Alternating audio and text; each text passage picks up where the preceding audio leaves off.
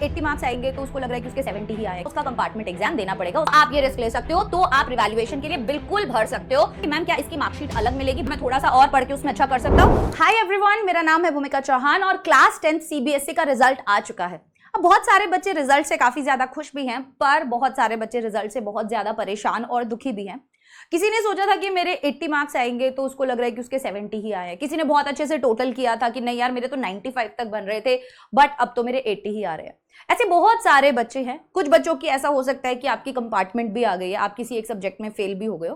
तो ऐसी बहुत सारी बातें बच्चों के दिमाग में चल रही है। अब उन्हें क्या करना चाहिए, इसके बारे में मैं आज बात करूंगी। इंप्रूवमेंट आप दे सकते हो कंपार्टमेंट के एग्जाम में और इंप्रूवमेंट में क्या डिफरेंस हो सकता है, क्या इंप्रूवमेंट एग्जाम आपके लिए फायदेमंद होगा, इसका पूरा प्रोसेस क्या होता है, हर एक चीज के बारे में मैं आज आपसे इस वीडियो में बात करने वाली हूं। ज्यादा लंबा वीडियो नहीं होगा, आपके कुछ बेसिक क्वेश्चंस हैं जो बहुत ज्यादा आ रहे थे, उनसे रिलेटेड ये वीडियो होने वाला है। सबसे पहले जिन भी बच्चों को ये लग रहा है कि कंपार्टमेंट एग्जाम और इंप्रूवमेंट एग्जाम सेम होता है, ऐसा नहीं होता बेटा।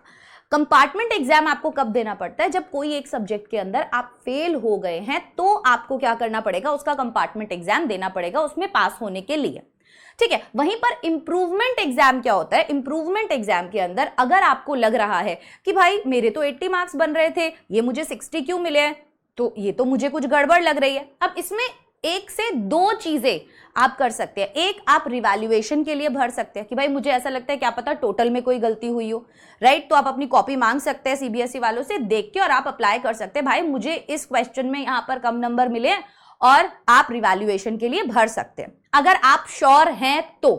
क्योंकि रिवैल्यूएशन में बेसिकली ऐसा होता है कि अगर मान लीजिए कहीं पर भी आपके मार्क्स अगर कट हो रहे हैं तो वो मार्क्स कट ही गए समझ लीजिए, फिर ये नहीं होगा कि नहीं नहीं नहीं नहीं नहीं सॉरी आप तो मुझे पुराने वाले ही नंबर दे दो। नहीं, अगर आपने रिवैल्यूएशन दिया है और अगर आपके मार्क्स उसमें कम हो गए तो बेटा जी फिर वो मार्क्स कम वाले ही आपके जुड़ेंगे। तो इस बात का ध्यान रखना, अगर आप 100% श्योर हैं तो ही आप रिवैल्यूएशन के लिए भरिएगा। क्योंकि बहुत सी बार क्या होता है, बच्चा कैलकुलेशन में भी गड़बड़ कर देता है कि भाई उसे लगता है कि यार मेरे तो 95 आने चाहिए थे पर आए 90 ही हैं, तो हो सकता है कि 5 मार्क्स का आपने जो कैलकुलेशन किया है, जो आपको लग रहा है वो ऐसा ना हो। पर अगर बहुत ज्यादा डिफरेंस लग रहा है, मतलब आपको लग रहा है कि 20 to 25 मार्क्स का लगभग डिफरेंस है, इतने कम तो मेरे नहीं आ सकते, तो आप ये रिस्क ले सकते हो, तो आप रिवैल्यूएशन के लिए बिल्कुल भर सकते हो, ठीक है। आप कहो कि भाई मेरी तो कॉपी वापस से देखो, कुछ तो कुछ गड़बड़ हुई है। उसके बाद अगर आपको हो सकता है कि हाँ जैसा पेपर गया था वैसे ही मार्क्स आए हैं, लेकिन यार मैं क्या कर सकता हूं, मैं अभी थोड़ा सा और इस सब्जेक्ट के अंदर अपना हार्डवर्क लगा के, थोड़े सा और टाइम लगा के मैं अच्छे मार्क्स जो है वो ले सकता हूं, तो आप इंप्रूवमेंट का फॉर्म भरते हो, ठीक है। अभी आपको क्यों जरूरत है, क्लास 10th के बच्चे जो होते हैं अगर वो कोई एक सर्टेन स्ट्रीम लेना चाहते हैं, मान लो आप साइंस लेना चाहते हो, तो सभी स्कूल्स में आजकल ये हो गया है कि आपको 70 या 75% से ज्यादा मार्क्स चाहिए हैं अगर आपको साइंस लेना है तो।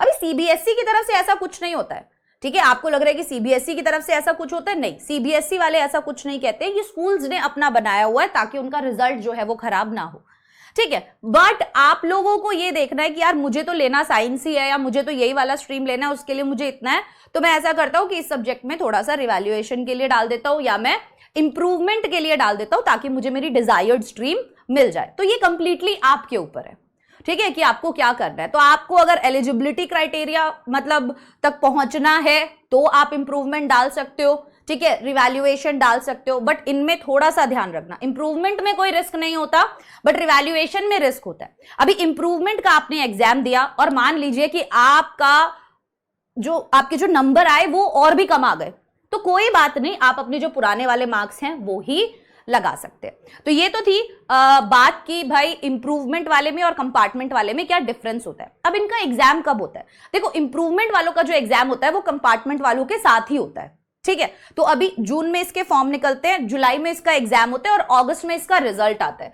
तो जून में फॉर्म आते हैं, ठीक है, जुलाई में आपका एग्जाम होता है और कंपार्टमेंट वालों के साथ ही आपका एग्जाम होता है और अगस्त में लगभग आप लोगों का जो रिजल्ट है वो आ जाता है, ठीक है। यस, अब 10th वाले बच्चे जो हैं वो किन्हीं 2 सब्जेक्ट्स में इंप्रूवमेंट डाल सकते हैं, ठीक है, 12th वालों के लिए किसी एक सब्जेक्ट में, क्योंकि कंपार्टमेंट का जो एग्जाम होता है उनके साथ ही आप ये एग्जाम दे रहे होते हो, तो आप किसी एक सब्जेक्ट में डाल सकते हो। बट जो 10th वाले बच्चे हैं वो किन्हीं 2 सब्जेक्ट्स में इंप्रूवमेंट डाल सकते हैं। ठीक है, अब ऐसा नहीं है कि सारे ही सब्जेक्ट्स में आप डाल रहे हो और फिर वापस से ही सारा दे रहे हो, ऐसा नहीं कर सकते हो। अभी जो जुलाई में अटेम्प्ट मिल रहा है आपको, उसके अंदर अगले साल तक अगर आपको वेट करके डालना है तो हाँ, आगे आने वाले साल में आप ऐसा कर सकते हो। ठीक है, जो अगले साल पेपर होंगे उनके साथ आप अपना पेपर दो और बाकी के सब्जेक्ट्स में भी इंप्रूवमेंट डाल दो, वो कंप्लीटली आपके ऊपर होता है। ठीक है, अब ये जो पूरा प्रोसेस होता है ये बच्चों आप लोगों को फॉलो करना है अपने स्कूल वालों को लूप में रखकर। ठीक है, जो भी फॉर्म आप फिल करोगे, जो भी प्रोसेस इसका होगा, स्कूल वाले आपका ये सारा काम करवाएंगे 100%। ये वाली चीज को आप ध्यान रखिएगा कि स्कूल वाले लोग जो हैं वो आपकी इसके अंदर मदद करने वाले हैं। जी हाँ, अब अगला जो क्वेश्चन आता है बच्चों का वो आता है कि कितनी फीस लगती है। तो अगर मैं फीस की बात करूं तो अब तक तो पर सब्जेक्ट 300 जो है ये लोग बोलते हैं फीस जो है वो होती है। पिछले 2 सालों में तो यही लग रही है, 2-3 सालों में। बट ऑब्वियसली जब फॉर्म निकलेंगे तब आपको पता चल जाएगा कि इस साल जो है इसकी फीस क्या रहने वाली है। ठीक है, तो आपको अगर 2 सब्जेक्ट्स का डालना है तो आप डाल सकते हो, कोई दिक्कत है नहीं। कब फॉर्म फिल करते हैं मैंने आपको बताया कि अभी जून के अंदर फॉर्म निकलेगा, सीबीएसई की वेबसाइट पे डल जाएगा, आप वहां से अपना फॉर्म जो है निकालकर फिल कर लेना। जब फॉर्म आएगा तब भी हम आप लोगों को बता देंगे कि फॉर्म आ गया है। उसके बाद का सवाल आता है कि एग्जाम कब होता है। तो मैंने बोला जुलाई में कंपार्टमेंट वालों के साथ आपका एग्जाम होगा और रिजल्ट कब डिक्लेयर होता है, तो अगस्त के अंदर आपका रिजल्ट डिक्लेयर होगा। तो ये कुछ ऐसे क्वेश्चंस थे जो बच्चे मुझे लगातार पूछ रहे थे। अब बच्चे पूछ रहे हैं कि मैम क्या इसकी मार्कशीट अलग मिलेगी? बिल्कुल अलग मिलेगी।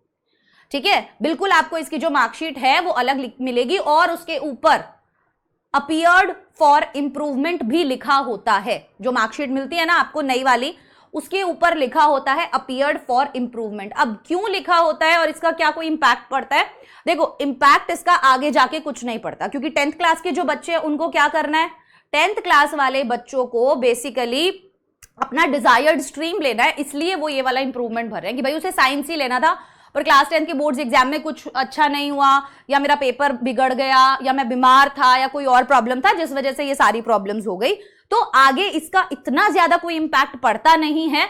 ठीक है, तो अगर आ भी जाएगी नई मार्कशीट अपीयर्ड फ्रॉम इंप्रूवमेंट लिख के तो ऐसा कुछ होगा नहीं, तो उस बात की चिंता आप बिल्कुल भी मत कीजिएगा। ठीक है, उसके अलावा कोई और क्वेश्चन अगर आप लोगों का है तो आप प्लीज मुझे बता दीजिएगा, लेकिन हाँ आप लोग ये वाला जो डिसीजन है ये सोच समझ कर लीजिएगा। अगर आपको रिवैल्यूएशन करवाना है तो भी आपको श्योरिटी होनी चाहिए, और अगर आपको इंप्रूवमेंट देना है तो फिर आपको उसमें अपना 100% देना चाहिए। ठीक है, तो सभी जानकारी जो है वो सीबीएसई की वेबसाइट पर डल जाती है। अभी अपने आप को पूरा मन बना लो कि आप इंप्रूवमेंट देना चाहते हो या आप किसी भी सब्जेक्ट के अंदर रिवैल्यूएशन करवाना चाहते हो। इंप्रूवमेंट मुझे लगता है कि अगर आपको जेन्युइनली कोई एक स्ट्रीम बहुत चाहिए और आपके मार्क्स कम है तो आप इंप्रूवमेंट अभी दे दो किसी एक पेपर की तैयारी करके जिसमें भी आपको लग रहा है मार्क्स कम है और मैं थोड़ा सा और पढ़ के उसमें अच्छा कर सकता हूं, तो डेफिनेटली आप कर सकते हो। जून के अंदर फॉर्म निकलेगा, भर देना, जुलाई के अंदर आपका एग्जाम होगा, दे देना, और रिजल्ट आ जाएगा आपका अगस्त के अंदर। तो आपके आगे इसके ऊपर कोई भी असर जो है वो नहीं पड़ने वाला है। ठीक है, अगर आपके कोई और भी क्वेश्चंस है इससे रिलेटेड तो आप मुझसे पूछ सकते हो कि भाई मैं क्या कर सकता हूं या क्या नहीं कर सकता हूं। जो भी आपके डाउट्स हैं वो आप कमेंट सेक्शन में हमसे पूछ सकते हैं। तो ये था आज का हमारा छोटा सा वीडियो जिसके अंदर हमने बात की कुछ ऐसे क्वेश्चंस की और इंप्रूवमेंट एग्जाम के बारे में। जो बच्चे बहुत ज्यादा डर रहे थे, परेशान हो रहे थे कि भाई मैं इंप्रूवमेंट दूं, मैं कंपार्टमेंट दूं, क्या डिफरेंस होता है, तो उसके बारे में मैंने आज की इस सेशन में बात की है। और अगर आपके और भी कोई डाउट्स हैं तो उसके लिए भी आप कमेंट सेक्शन में कमेंट कर दीजिए, हम वहां पे आपके सारे डाउट्स क्लियर कर देंगे। Bye bye everyone, take care, all the best.